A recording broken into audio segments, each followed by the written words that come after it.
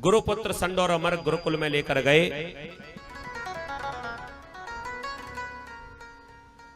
कुछ दिनों तक विद्या अध्ययन किया, वापस लौट कर आए।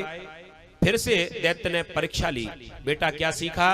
अब की बार नवदा भक्ति का व्याख्यान कर दिया। पिताजी मैंने 9 प्रकार की भक्ति सीखी।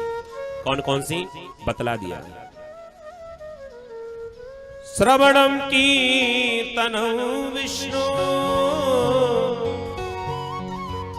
स्मरणं पाद सेवनम, अर्चनम वंदनम दास्यम, सख्यात्मनिवेदनम,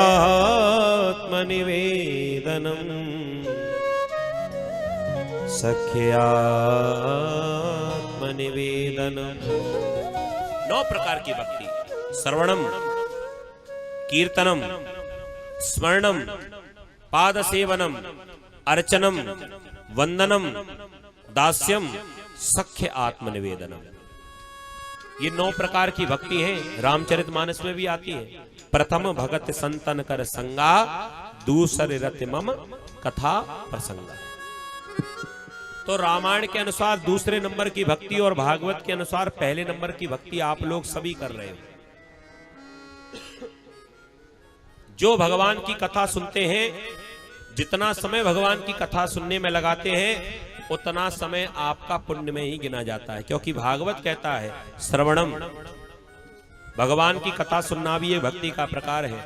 जरूरी नहीं कि आसन लगाकर और समाधि लगाकर ही भगवान प्रसन्न होते हैं। जरूरी नहीं कि अगरबत्ती से ही भगवान प्रसन्न होते हैं। जरूरी नहीं कि माला चढ़ाने से भगवान प्रसन्न होते हैं। जरूरी नहीं कि माखन मिश्री के भोग लगाने से प्रभु प्रसन्न होते हैं।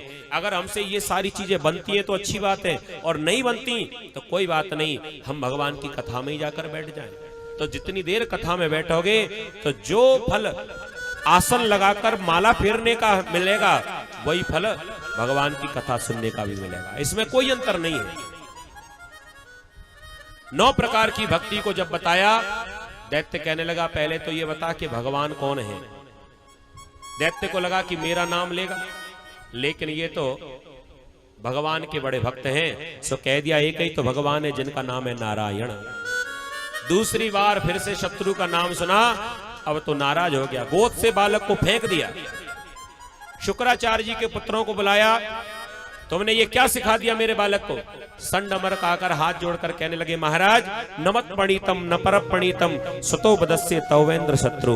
न हमने पढ़ाया, नमत पणितम न पर पणितम, न हमने पढ़ाया न किसी और ने पढ़ाया। तुम्हारे शत्रु का नाम ये बालक स्वतः ही लेता है। हमने तो खूब सिखाया, लेकिन इसकी ऐसी नैसर्गिक बुद्धि है, बचपन से ही आपके शत्रु का नाम लेता है।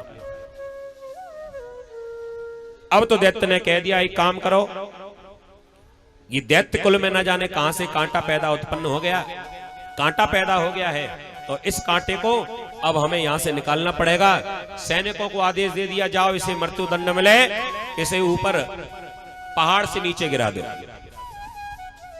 पहाड़ पर लेकर गए, नीचे गिराया, नीचे भगवान ने अपनी गोद में ले लिया।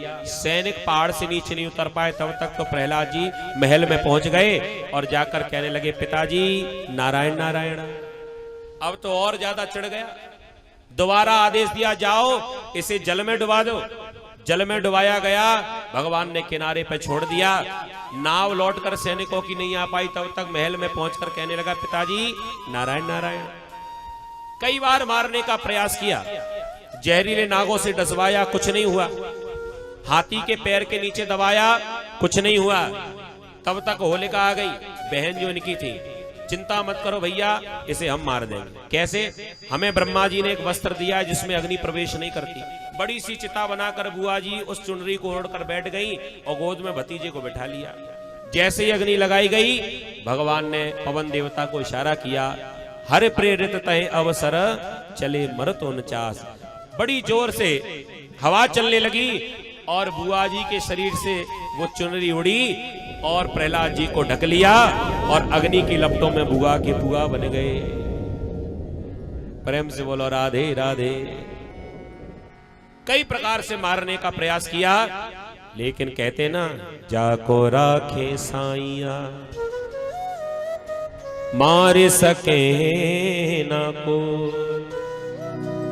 बाल न बांको कर सके, चाहे सब जग बैरी हो, चाहे सब जग बैरी हो। अब की बार कयाधु ने आकर कहा, महाराज ये बालक है, वैसे तो नहीं सुनता, तो आप इसे वापस गुरुकुल में भेज दो, शायद अब की बात पढ़ लिख कर ठीक ठाक होकर आए। दोबारा गुरुकुल में भेजा गया, लेकिन अब की बार तो प्रहलाद जी ने पूरे जितने भी विद्यार्थी पढ़ते थे सभी को भजन करना सिखा दिया। एक बार गुरुजी चले गए किसी काम से और प्रहलाद जी महाराज ने अपने सहपाठियों को बुलाया, दैत्य बालकों को बुलाया और सबको भगवान का कीर्तन करना सिखाया।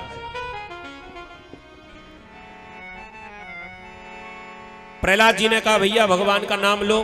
दैत्य बालक कहने लगे पिताजी नाराज हो जाएंगे आपके। कह दिया पिताजी को पता ही नहीं चलेगा, एक बार लेकर तो देखो।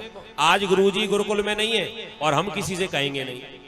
सब मान गए कि ठीक है भैया। कैसे ले? प्रहलाद जी ने कहा जैसे हम ले वैसे तुम लो।